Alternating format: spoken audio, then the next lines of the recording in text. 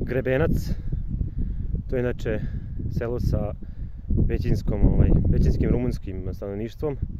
Zanimljivo mjesto, onako nalazi se bukvalno tik uz Deliblatsku pečaru, tačnije to su Grebenačka brda tu počinju i tuda se stiže do Zagajičkih brda.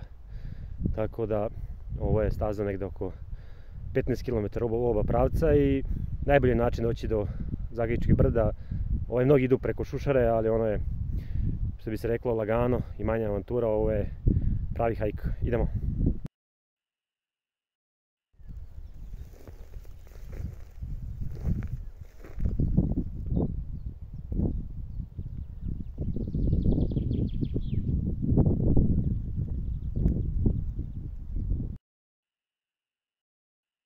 Evo, ako se tiče ovog puta do Zagajičkih brda, kad se popne na taj Grebenačko brdo ili Grebenački breg, tu je manje više, vidite, tu su njive i tehnički je bukvalno kao da se krećete kroz Leniju.